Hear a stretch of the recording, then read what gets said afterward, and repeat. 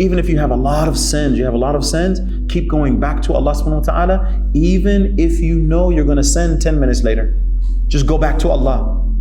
That's all Allah wants from you, is those 2 minutes when you're completely sincere with Him. You're saying, Ya Allah, I have wronged myself. I am wronging myself. I am sinning. But Ya Allah, please forgive me. That's what Allah, He wants from you.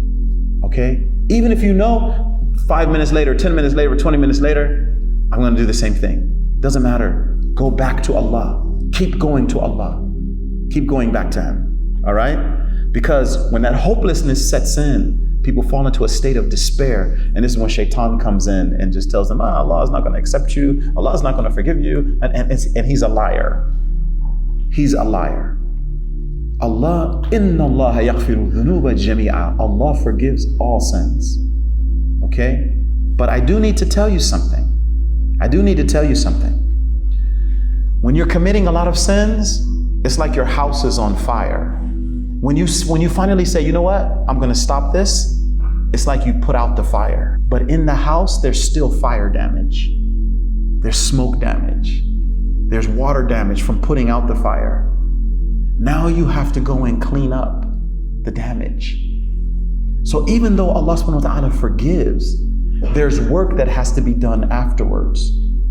Some of my clients, they say, when I say Allahu Akbar, I see those pictures.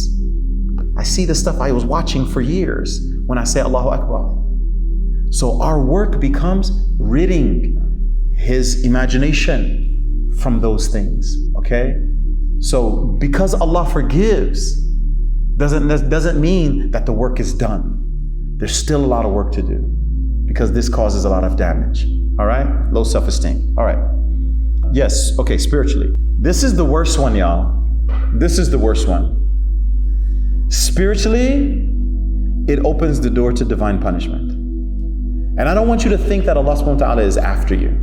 I don't want you to think that. That's not the case. All right?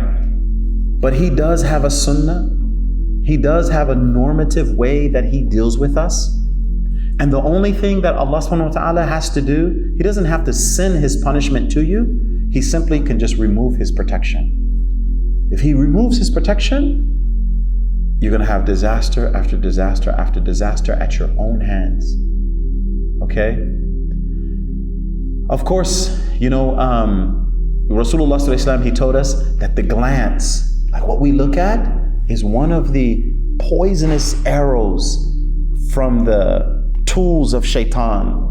And then he says, the one who lowers their eye for my sake, Allah is saying this, whoever who does it for my sake, like I will reward them, you know, like with a pleasantness of Iman. Okay? So you don't want to diminish the Iman in the heart, but that is a spiritual consequence. Okay? And also it increases the work that you have to do. There's work that you have to do.